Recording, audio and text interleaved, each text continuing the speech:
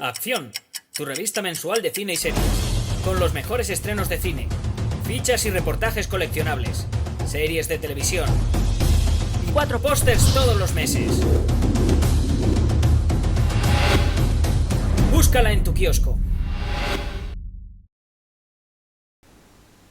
Hola, muy buenas amigos, amigas, seguidores, seguidoras del canal Acción Cine en YouTube.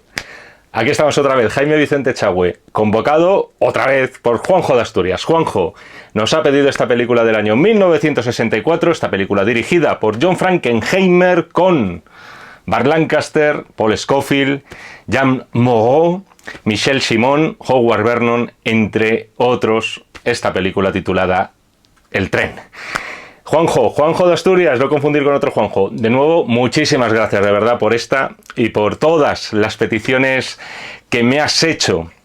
Estoy abrumado porque además me parece que es una muestra preciosa. Vamos a poner este adjetivo cursi, si no te importa, del cariño que tienes por el trabajo que hacemos en el canal y concretamente por el trabajo que estoy desarrollando en estos vídeos. Y por lo general ya sabéis que os agradezco a todos mogollón que me confiéis vuestras películas. Entiendo además vuestras películas favoritas para realizar aquí un vídeo especial sobre las mismas, analizándolas desde todos los puntos de vista, porque al fin y al cabo los vídeos son lo que estáis viendo. Un señor aquí con alopecia y camiseta describiendo una película, o analizando mejor dicho una película, durante aproximadamente 40 minutos, 3/4 de hora o más. Y en este caso hay que decir que Juanjo ha hecho una serie de peticiones muy variopintas, muy buenas todas, algunas además de mis películas favoritas y que van a ir. Todavía queda alguna por ahí, ¿verdad, Juanjo? Que tienen que ir cayendo aquí por el canal. El tren de John Frankenheimer. Déjame, y ya acabo con las referencias, Juanjo, no te ruborices, pero muy pillo tú, muy zorro tú, comprobaste que en esta pared de DVDs que tengo detrás, había uno que estaba justo a la izquierda de vuestras pantallas, en fin. Mejor lo cojo y así lo comprobáis. Concretamente, le da el reflejo El tren de John Frankenheimer. Sé que lo hacéis muchos, me parece guay que estéis curioseando. Yo soy el primero que lo hace cada vez que hay alguien hablando y ve una pila de libros o DVDs o de lo que sea que tiene detrás. De hecho, si os quedáis mirando más rato, por eso es el motivo por el que he hecho este vídeo aquí, por cierto, porque os lo voy a confesar, estoy mucho más cómodo en el nuevo set que viene a ser el salón de mi casa. Este cuarto le tengo mucho cariño, tiene su encanto, tiene estar rodeado de películas, que eso siempre mola, pero es incómodo de narices. O sea, y ya con el calor que está haciendo, no os lo podéis ni figurar. Pero vamos, si queréis hacer como Juanjo y estar mirando en esta pared de aquí, viendo a ver qué películas le pedimos a este hombre, os podéis llevar alguna sorpresa. Y de hecho estoy viendo algunas que me gustaría revisar, ¿eh? El carnicero de Chabrol, macho. Puedo hacer 20 años que no la veo. Fugitivos. Muy buena, con Tony Curtis y Sidney Poitier. Ecus, protagonizada por Richard Burton. En fin, vamos a hablar de la película, si os parece, ¿no? No tanto de la pared de DVDs, pero me ha hecho gracia esto de que estéis ahí mirando y ay, a ver qué podemos rescatar, qué está viendo este hombre, qué tiene por ahí. También hay un DVD por ahí de Muchachada Nui, al cual le tengo muchísimo cariño, por cierto. El tren de Frankenheimer, sin duda, es una película que habría que encuadrar dentro del género bélico, pero no es exactamente no es una película más de guerra, ni muchísimo menos. Y por diferentes motivos. Para empezar, por el mismo estilo que imprime John Frankenheimer. Este es uno de esos directores de la llamada generación de los televisivos, que eran aquellos cineastas que primero mamaron de los pechos, vaya imagen, ¿eh?, de la televisión, se educaron casi con la televisión. Para ellos no fue un entretenimiento como para el resto de los mortales, sino que eran profesionales de ello. Al final vivieron de la televisión, pero sin ninguna duda la televisión fue para ellos una escuela a la hora de dar ese salto a la gran pantalla. Y en el caso de John Frankenheimer tengo que decir además que con una carrera que en lo personal a mí me chifla, me vuelve loco. Está para empezar uno de esos thrillers conspiranoicos que dirigió en los años 60 y con el cual prácticamente se puede enlazar casi una trilogía y que hoy son cintas de culto. Ahí tenéis 7 días de mayo, ahí tenéis El mensajero del miedo y ahí tenéis una de las menos conocidas de él, que en inglés se titulaba Seconds y que en España recibió el nombre de Plan Diabólico. Si os gustan las rarezas con esto que nos mola a nosotros, de un poquito de misterio y tal, de conspiración, de rollo, oye, aquí qué está pasando, qué le está pasando al protagonista, buscad Seconds, buscad Plan Diabólico. Un cineasta como Frankenheimer y otros de esta generación de los televisivos, quizá el más laureado de todos sea Sidney Lumet, del cual hablamos aquí hace bien poco, eran también, aparte de ser profesionales de la tele, eran hijos de su época. Y eso conlleva un enriquecimiento de este cine de la segunda, bueno, entre la primera y la segunda mitad de los años 60. ¿Por qué digo esto? Porque se nota muchísimo la influencia en una película como El tren del cine que pegaba por aquel entonces, desde un punto de vista, iba a decir que no comercial, también comercial. El cine de arte y ensayo lo petaba bastante en aquellos loquísimos años 60. Lo que no había ninguna duda es que era un cine de gran acogida crítica y artística también. El cine europeo, me estoy refiriendo. Y siendo todavía más concretos, me atrevo a decir que el cine francés. Hilando todavía un poquito más fino, se nota muchísimo que cineastas como Frankenheimer, como Sidney Lumet, admiraban mucho el cine de género francés, o lo que podía hacer un cineasta francés cuando tenía un material digno de thriller en sus manos. Yo estoy casi convencido de que estos cineastas americanos que os he nombrado tenían que quedar embobados ante el cine de Jean-Pierre Melville, por ejemplo, ante el cine de Robert Bresson, ante el cine de Henry-Georges Clouzot, ante el cine de Jacques Becker, por ejemplo, La huida o La evasión, mejor dicho, Le Trou. O sea, el resultado al final de una película como El tren es el mestizaje entre lo que es la tradición norteamericana y todas estas influencias francesas / europeas. Es un thriller norteamericano, o son películas norteamericanas con actores de allí, además, en este caso con una estrella protagonista que era Burt Lancaster, americano, norteamericano, por favor, que nadie se ofenda con esto. Pero a su vez es una película, El tren, que por ciertas formas, por el uso de los silencios, por la forma de tratar las relaciones entre los personajes, se nota muchísimo la querencia por el cine europeo / francés de la época. Y hay que decir que en esto además está un poquito justificado por el argumento, porque los protagonistas de la película son franceses, directamente, por mucho que no lleven el nombre de Burt Lancaster o de Paul Scofield, que en este caso es británico y que encarna al villano, y que va a ser también muy interesante hablar sobre él en este vídeo y sobre el papel, que yo creo que es donde está, para mí, donde está la chicha de esta película de Frankenheimer, en el personaje de Paul Scofield. La película, por tanto, es diferente a lo que el thriller o el cine bélico norteamericano había ofrecido. En parte por esto, pero también lo es desde un punto de vista conceptual. Por eso El tren es una película diferente. Es una película sobre una aventura dentro de un contexto bélico.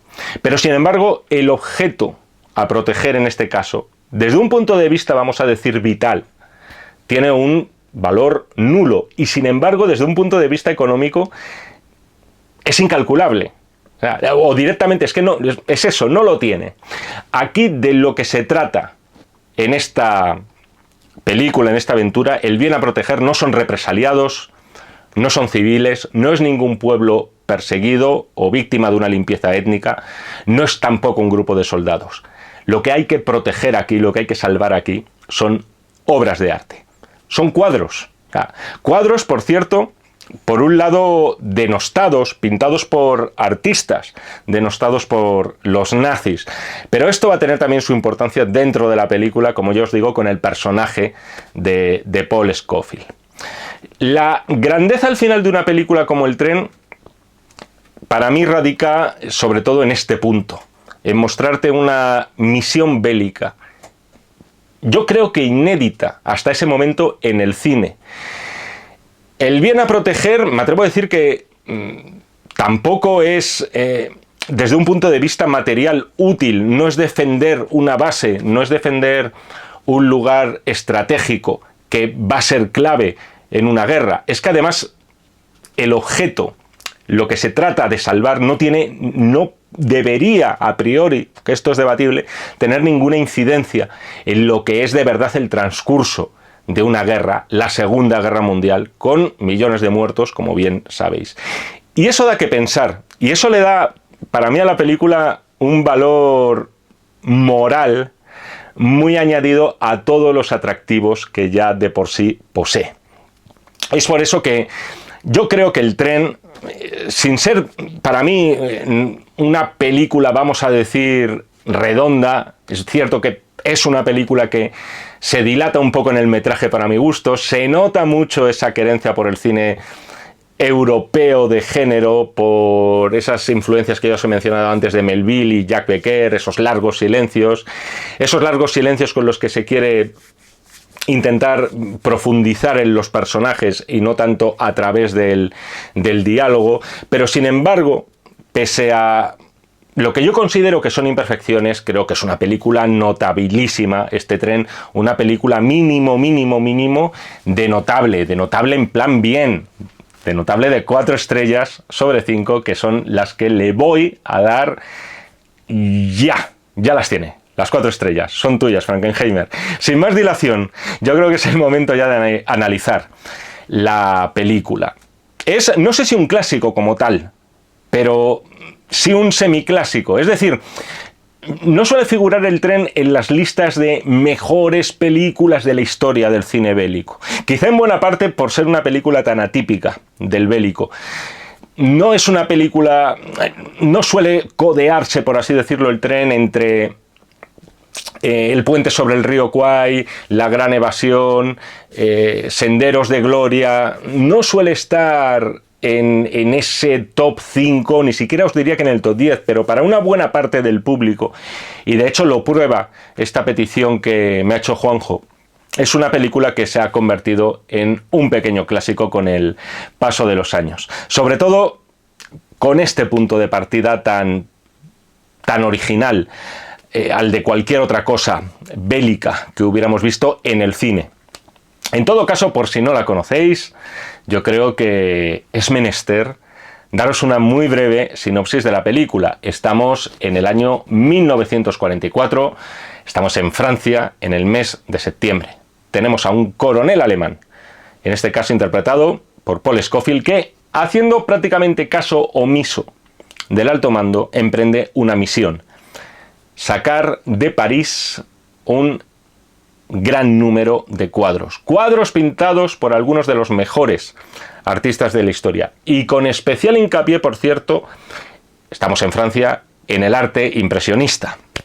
Tenemos ahí a Cézanne, tenemos a Toulouse-Lautrec, tenemos también por ahí un tal Pablo Picasso, francés, como todos sabéis. En resumen, un tesoro artístico de valor incalculable, y su pretensión es sacarlos de allí y enviarlos a Alemania. Para ello van a tener que echar mano de los trenes franceses, y es ahí donde hace acto de presencia el que va a ser, por así decirlo, el héroe de la película, que es el jefe de estos ferrocarriles, que es Paul Labiche, encarnado por Burt Lancaster, que a su vez está muy bien relacionado con la Resistance.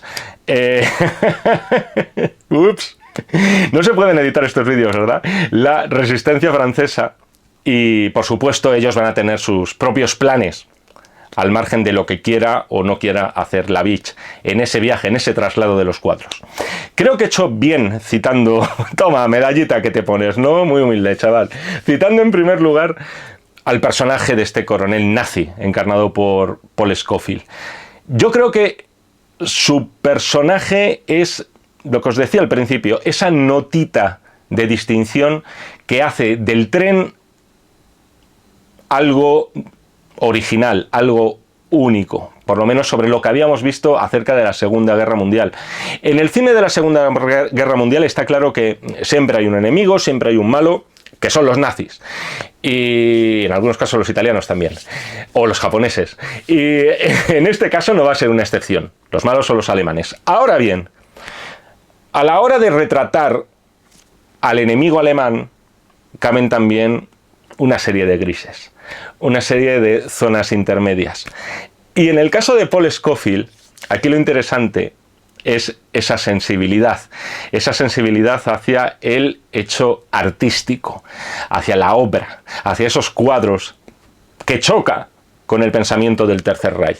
Os recuerdo que el Tercer Reich catalogó a una serie de artistas, no solamente pintores, de todos los tipos de artes plásticas posibles, literatura también, por supuesto, pero bueno, vamos al tema de los cuadros, dramaturgos, etcétera, dentro de esa categoría que ellos consideraban arte degenerado, esto es, arte decadente, sin ningún valor, sobre todo porque es abstracto, despreciaba lo que era la naturaleza humana, lo natural de las cosas, para querer imponer esa visión distorsionada del artista.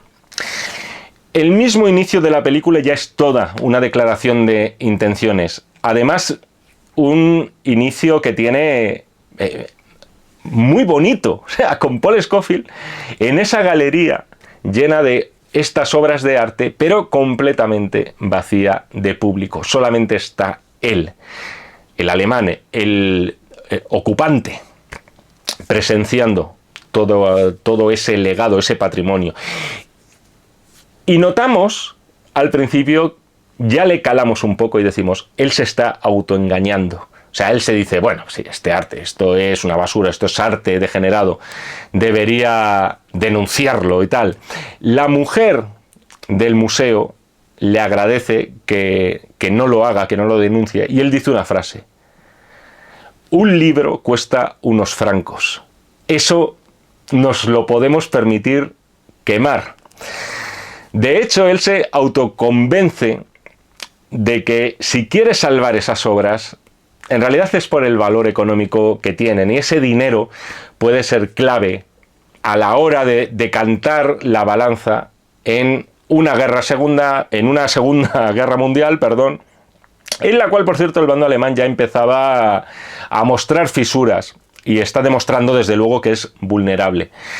Pero todo lo que es la actitud de Paul Scofield, y sin ninguna duda también potenciada por la propia interpretación de este actor, denota esa ambigüedad, en la cual nosotros empezamos a albergar dudas acerca de cuál es la sensibilidad del personaje. Un momento, nos decimos. O sea, a ver, este nazi, oye, parece que esto lo goza, ¿no? O sea, que él no es por la pasta por lo que quiera recuperar esas obras. A él eso le da igual.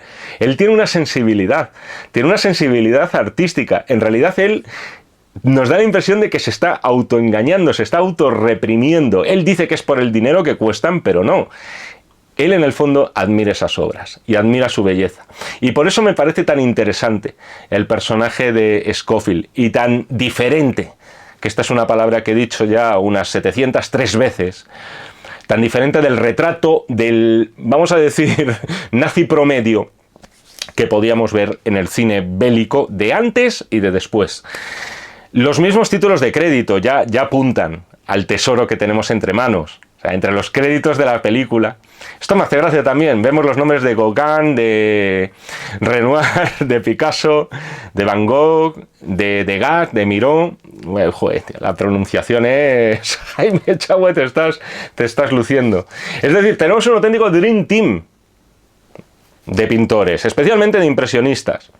Y me gusta esto de que aparezcan en los títulos de crédito de la película los nombres de los cuadros. De algún modo, el hecho de ponerlos en esos, acompañando a los créditos, hacen como que dices, no, estos tienen que figurar también en la película. Es decir, ellos son protagonistas. Al final es es la obra, ¿no? Es la obra del autor y de algún modo es parte del alma de que se ha dejado el autor en esa obra.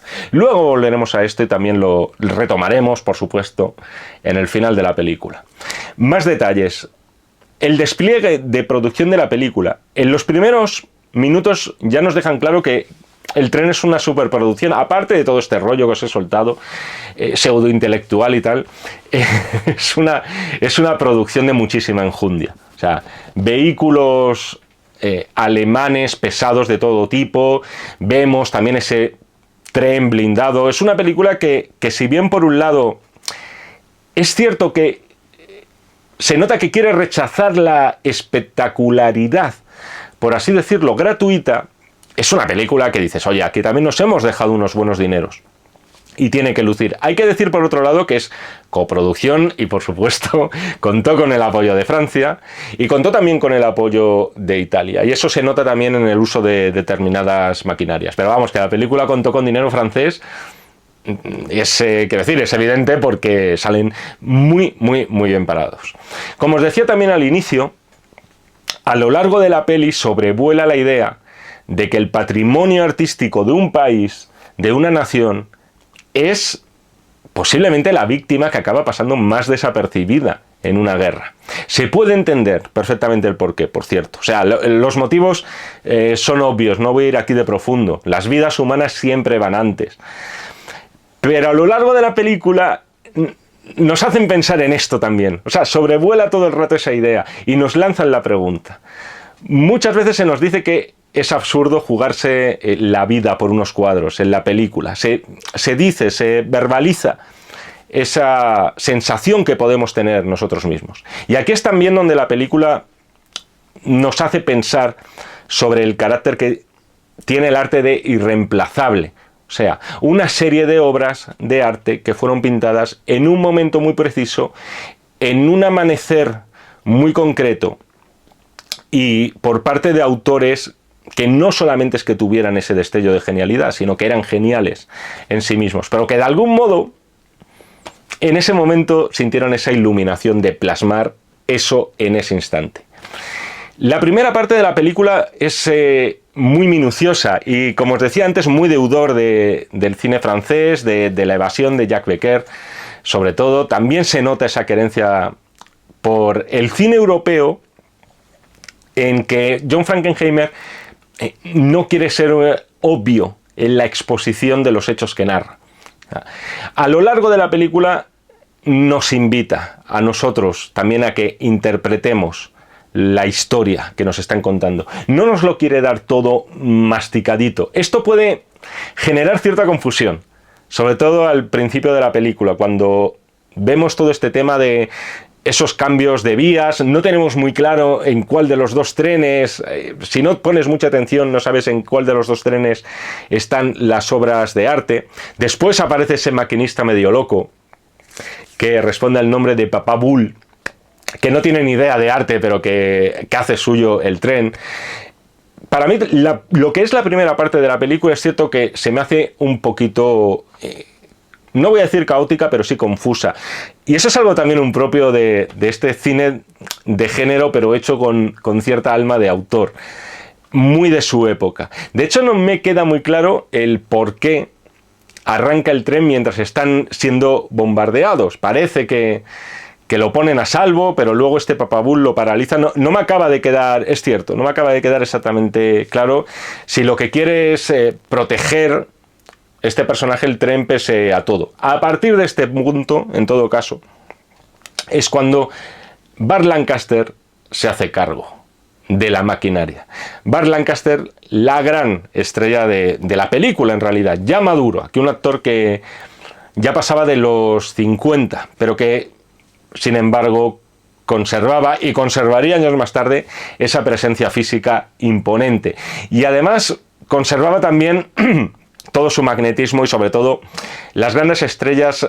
A veces hablar de las grandes estrellas es hablar de grandes miradas, y él tenía una mirada siempre muy personal que imprimía a todos sus personajes con ese aire entre atormentado, melancólico, pero a su vez con bastante fortaleza y seguridad. Como os he deslizado antes, se nota también que que es una película que, pese a ser un thriller, vamos a decir, en las formas norteamericano, un thriller de acción, un thriller de trenes, en el fondo también quiere no jugar a lo explícito. No se quiere explicar todo de cabo a rabo desde el principio, para que seamos nosotros los que lo vayamos interpretando. Por ejemplo, una de las preguntas que se nos pueden venir a la cabeza es que, como se está hablando en la película, la guerra va a acabar en poco tiempo. Es decir, no sería necesario jugarse la vida ahora por estos cuadros. Podrían dejar pasar el tiempo, que los aliados tomaran Francia y, oye, los cuadros vuelven a su sitio y ya está. Pero esto sí que se entiende, o sí que podemos entender que hay algo de orgullo francés en este caso, y sobre todo por parte de alguien, en fin, más francés que nadie, como era la Resistencia. No se quieren dejar robar, aunque la guerra esté a punto de acabar y la balanza se vaya a decantar al bando aliado, pero aún así dicen: estos trenes están en Francia, o mejor dicho, estos cuadros están en Francia, no van a salir de Francia, y los trenes tampoco. Otra de las preguntas que se nos viene a la cabeza también, y aquí insisto, este tema también, John Boorman, por ejemplo, también hizo este tipo de thriller con a quemarropa mucho más europeo, en el sentido de querer ser más ambiguo y no darlo todo masticado. Pero nos preguntamos a veces, ¿cuál es exactamente el plan? Nos lo preguntamos buena parte de la película, porque prácticamente tienen una pistola apuntándoles todo el rato encima de la cabeza. Es decir, no hay muchas salidas. La cuestión está en evitar que esos cuadros abandonen la frontera francesa. Pero sin embargo, esta gente sabe que no es un plan perfecto, en el sentido de que todo el rato tienes una espada de Damocles encima. Van a acabar muertos, casi con un 100% de seguridad. De hecho, una de las cosas que verdaderamente están convencidos es que tienen la más fundada sospecha de que una vez que lleguen a Alemania con esos cuadros, los cuadros se quedan en Alemania y ellos se van a quedar con los cuadros. Y lo más seguro es que además ellos lo hagan con una bala ya metida en la cabeza. Pasa buena parte de la película sin que nos digan el plan. ¿Y por qué? Y esto es lo que me gusta también del tren. Y aquí, insisto, creo que aquí sí que funciona la morosidad de información de Frankenheimer. No se nos explica, no se verbaliza cuál va a ser el plan, porque nos lo van a mostrar. Nos lo van a mostrar en imágenes. Y este me parece uno de los planos, para mí, mágicos de la película. El cartel de las estaciones, de esas estaciones francesas, cayendo al suelo y siendo reemplazados por otros, porque la Resistencia los está cambiando.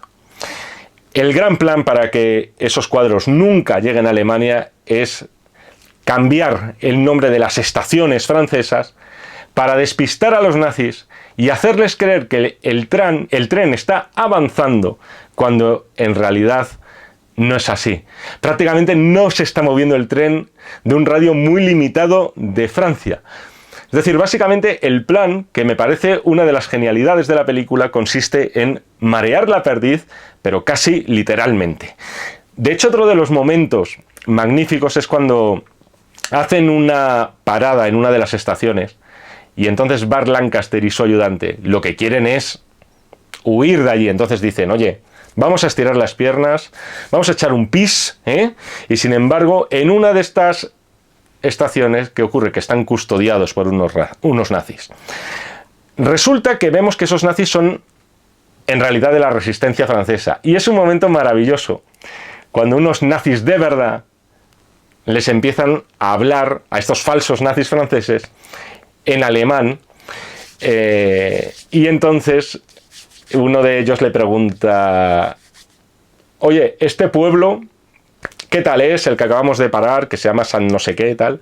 Y entonces la mueca de uno de los franceses es así, tal cual. En plan, no vale nada, no dice absolutamente nada, no puede pronunciar ni una sola palabra porque quedaría con su culo francés al aire.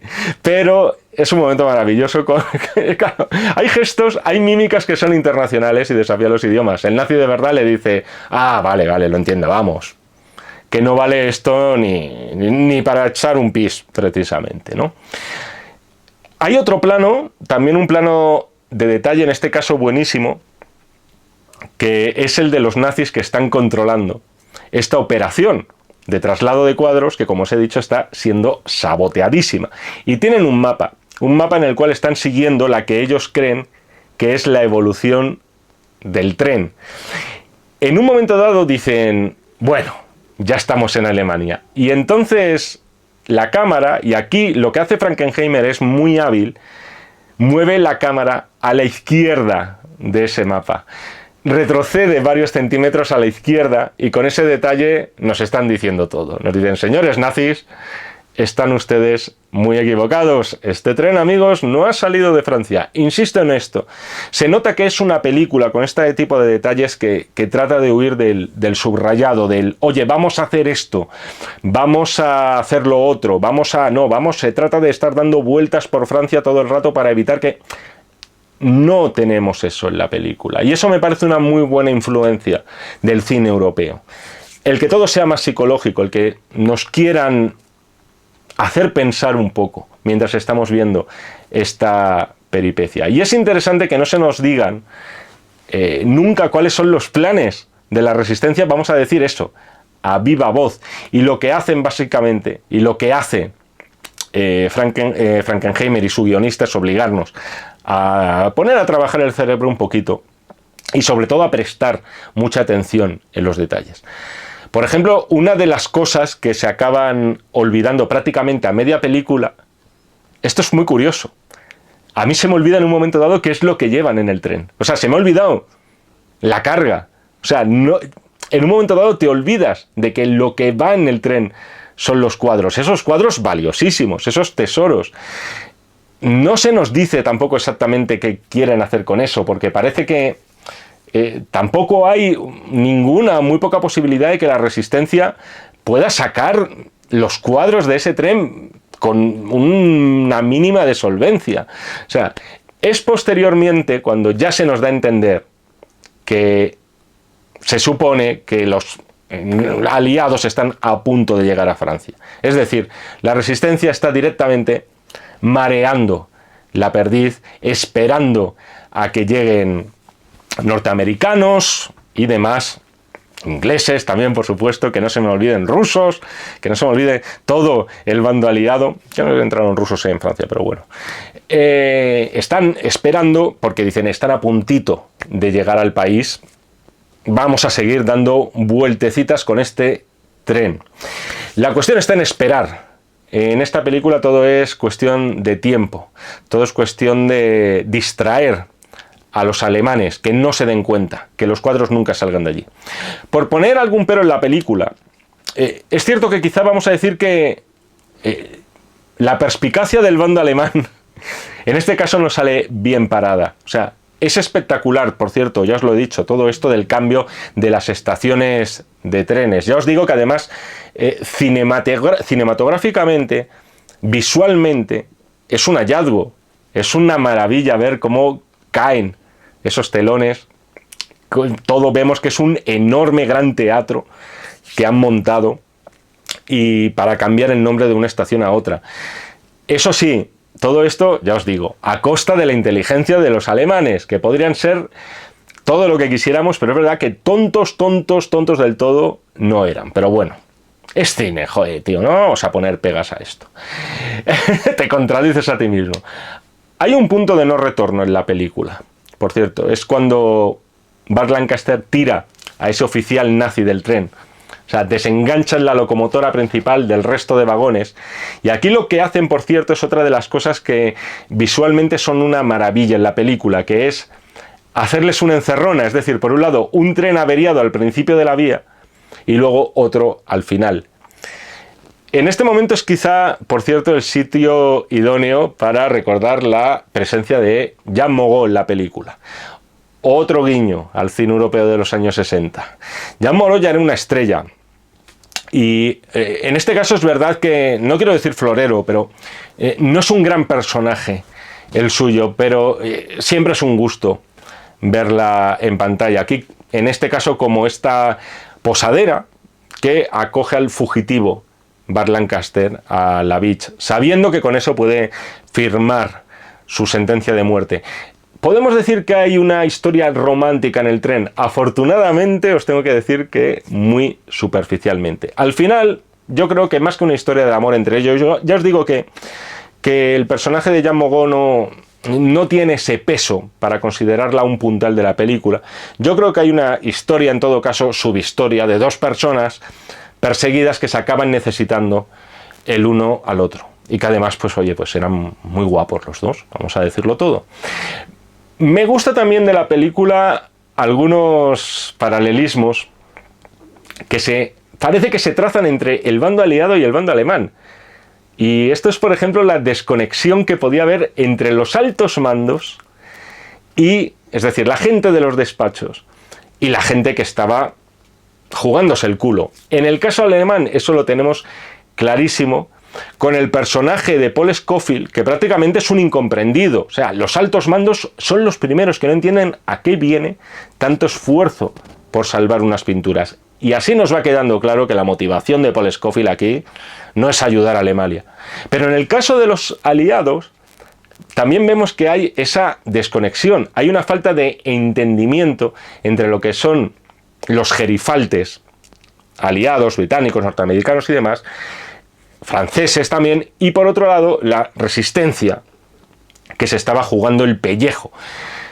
Por su parte, los altos mandos tomaban decisiones pues con un purito y una copa de coñac, y por cierto, nunca, y de forma muy significativa, nunca les vemos en la película. Al final todo se resuelve a través de llamadas telefónicas, lo cual ya te está trasladando la idea de que era mucho más fácil mandar a la gente cumplir esas órdenes que cumplirlas tú y jugarte el pellejo. Otro de los momentos que cinematográficamente, visualmente, son muy grandes es el momento en el que hay que pintar los trenes. O sea, cuando los aliados precisamente, o mejor dicho, os he dicho ya que esta es una película de trenes, porque creo que no lo he mencionado. No, en serio. Al final, el género de trenes, o sea, tiene una historia, tiene un vídeo por ahí interesante que pedir. Nos ha dejado grandísimas películas. Es verdad que muchas de suspense, a todas se nos vienen a la cabeza cuáles, pero por lo general las películas con tren dentro son, de verdad, a mí me suelen gustar siempre. O sea, son muy, muy atractivas. Ese espacio cerrado, ese eterno viaje, ese llegar a un punto, el quedarse atascado quizás, dan siempre mucho juego. Pero a lo que iba, en este caso, la resistencia, por orden del mando aliado, les obligan a pintar los vagones de blanco para decir, aquí no, en estos no podéis bombardear cuando os toque, porque aquí ahora mismo está la plana mayor, el tesoro universal del arte. Esos cuadros que, insisto, en ocasiones, yo por lo menos me ha pasado en esta película, digo, ostras, si es que la cosa va de salvar unos cuadros. Se te olvida, estás tan metido en la peripecia, te metes tanto en la historia, te hace pensar, te obliga a... De algún modo tú también estás siendo engañado, un poco como los alemanes, porque no sabes muy bien cuál es el plan hasta que no lo compruebas, no lo ves, que se te olvida cuál es el tesoro a proteger. En este tema de pintar los vagones de blanco es otra de las cosas que te hacen pensar en lo absurdo desde un punto de vista de las vidas humanas, de lo humano, que resulta esta misión, esta situación. Es algo realmente extraño. O sea, estás mandando prácticamente morir a gente para pintar un tren de blanco. Eso solamente adquiere sentido sabiendo el contexto, sabiendo lo que hay dentro de esos trenes. Es cierto que a lo largo de la película, como ya os he dicho, no me ha llamado mucho la atención. No vemos ni una mísera noya pintura, porque está claro, están todas custodiadas, bien guardaditas en cajas, pero es que ni siquiera a lo largo de la película vemos un plano de esas cajas en ningún momento. O sea, por un lado, es como si no existieran, pero todo el rato te tenemos ahí metido en la cabeza de, oye, no, cuidado, que es que claro, toda esta historia va de cuadros. Hay una carga muy valiosa y es lo que da sentido a la película, ese tesoro. Pero sí que me parece deliberado por parte de Frankenheimer, el guionista, el hecho de que no se muestren nunca los cuadros. No sabemos cuál es su estado. Esos trenes han tenido unos cuantos vaivenes. Podían haber pasado algo. Puede haber surgido algún desperfecto. Nada. O sea, es decir, ni se mencionan. Se quedan como una cosa etérea. Y al final, la reflexión también que te despierta una película como El tren es cuántas vidas humanas valen esas obras. O sea, ¿cuál es el precio en vidas humanas? ¿Cuántas echagües vale un Cézanne? Y eso incluso es algo que se pregunta el personaje de Paul Scofield. Esto, por cierto, es otra de las cosas que veo más criticable dentro de la peli, y es el hecho de que los alemanes parece que no se dan cuenta enseguida de que cuando van los de la Resistencia a pintar esos trenes, oye, quizá esto puede ser una señal de un inminente bombardeo.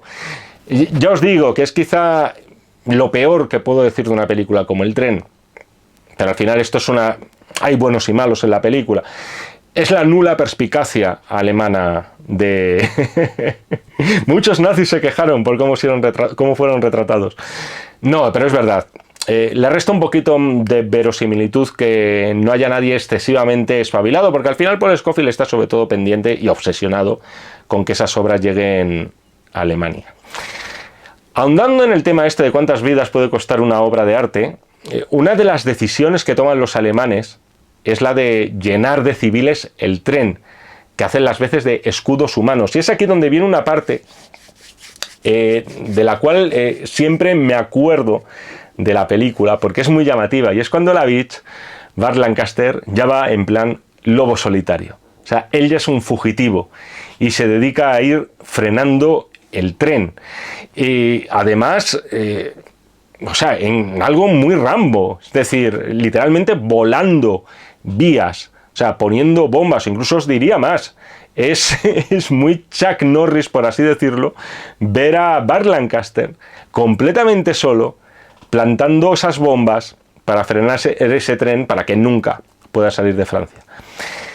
El personaje de Paul Scofield, no he hablado mucho en este tramo de la película, pero es en la parte final donde ya va enseñando la patita. Por ejemplo, vemos que ya cerca del final le pide a los soldados alemanes heridos en combate, oye, bajaos de los camiones. Es decir, gente que acaba de sobrevivir por los pelos, o cuando no se está muriendo, vamos, diciéndole ahí que les ayuden con el tema de los cuadros y tal. Otra vez estamos con el tema de cuántas vidas humanas vale un cuadro. Yo creo que Paul Scofield lo tiene clarísimo, o sea, en esta película. 1000 vidas humanas no valdrían para pagar ni un solo cuadro. Y es muy significativa la contestación que le da uno de esos oficiales derrotado, que viene de allí, y lo que le dicen Paul Scofield: con nosotros no cuentes para esto. Aquí la guerra ha terminado. Hemos perdido, coronel. Y la orden que da Paul Scofield a continuación es realmente muy dura. Ametrallar a todos los rehenes que tiene ahí, ya sabiendo que tiene la batalla perdida. Solo se han cruzado al principio de la película, pero hay algo también a lo largo del tren. Me refiero a la cinta de Frankenheimer. Hay algo de duelo, no voy a decir de western, pero sí de duelo entre dos hombres de dos nacionalidades, el alemán y el francés, el nazi Scofield y el colaboracionista de la resistencia, Labiche. Tenemos, por cierto, en este duelo final un travelling estupendo, justo por debajo de los bajos del tren, mientras vemos las piernas de los dos personajes cruzándose con las cajas que ahora sí las vemos, donde ponen, otra vez leemos los nombres de los artistas. Hay un cruce de frases ahí. Burt Lancaster le dice que un cuadro significa tanto para usted como, ¿qué dice?, como un collar de perlas para un mono, o algo así por el estilo. En inglés suena mejor, os lo aseguro. La contestación de Scofield es que el arte pertenece a alguien con la capacidad de apreciarlo. Ya lo sabíamos, pero está claro. Estaba claro, no era solo el valor económico. Verdaderamente Scofield idolatraba ese arte. O sea, verdaderamente es algo que le llenaba el espíritu. Ver esos cuadros, eso que sus propios compañeros, compatriotas, llamaban arte degenerado. Y te hace pensar en este hombre, ¿no? Y cuál es más, es que te da la impresión de que Paul Scofield ama esos cuadros infinitamente más él solo que toda la resistencia junta. Y no digamos ya que el propio Lavigne, que nunca demuestra en ningún momento de la película tener ningún tipo de, no sé, de aprecio o de conocimiento o de amor por lo que es el arte. Y entonces un personaje como Scofield, dices, joder, es que este era un auténtico reprimido. Es decir, no podría en su país natal expresar lo que para él significaban esos artistas degenerados y prohibidos. Es en ese momento cuando Lavigne, además, claro, dices, se contradice. Yo os digo que es lo bonito de esta película, son esos grises. Cómo alguien que puede sentir un aprecio por una obra de arte que de algún modo le emociona, que de algún modo vamos a decir que le llena el espíritu, cómo puede haber asesinado a sangre fría a mujeres, personas mayores, niños y tal. Niños no me acuerdo si salen, pero mujeres seguro, que son esos escudos humanos que ha cogido antes para salvaguardar los trenes, asesinarlos ahí de sangre fría. Puede ocurrir y ocurre. O sea, puedes tener una sensibilidad innata hacia algo y a su vez un total desprecio por lo que puede ser en este caso la vida humana, lo que viene a ser un psicópata o un sociópata. Pero no nos metamos en camisas de 11 varas. Es ahí donde Lavigne lo tiene claro. No duda en apretar el gatillo y liquidarlo. Ya se acabó el sufrimiento de este hombre. Tenemos, por cierto, en el mismo plano, ya al final de la película, por un lado los cuadros, las cajas de los cuadros, y por otro lado los muertos. O sea, esos rehenes a los que Scofield acaba de mandar asesinar. Este es el plano, o sea, este es un plano tremendo, porque aquí es donde, lo tenía ya claro en la película, pero es aquí donde se evidencia, se muestra en imagen, que es lo importante, todo lo que hemos venido hablando de esta magnífica película sobre cuánto vale de verdad el arte, no lo que ponen en las casas de subastas, no la burbuja del arte y muchísimo menos del arte de lujo. El valor de verdad. ¿Cuántas vidas vale el arte? ¿Cuánto se puede dar por salvaguardar un tesoro? ¿Cuántas sacrificarías con tal de protegerlo?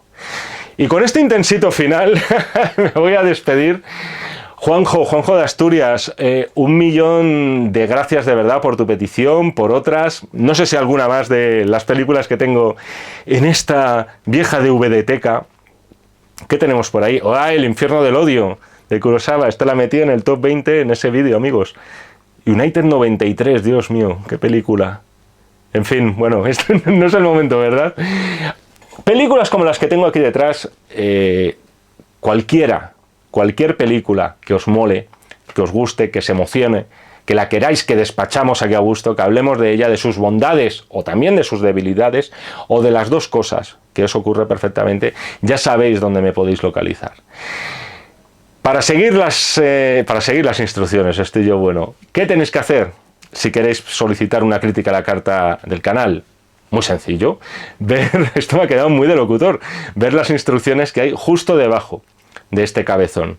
Un poquito más arriba también, importante, si os molan estos vídeos, si os molan cómo lo hacemos, suscríbanse al canal y denme un buen like, por el amor de Dios. Eso ya sabéis, gratuito, y además nos ayuda mogollón. Nos seguimos viendo en el canal de Acción Cine, si así me lo requerís, y por supuesto nos seguimos leyendo en este y en todos los que están por venir de los números de la revista Acción. Muchísimas gracias y hasta otra. Acción, tu revista mensual de cine y series, con los mejores estrenos de cine, fichas y reportajes coleccionables, series de televisión y 4 pósters todos los meses. Búscala en tu kiosco.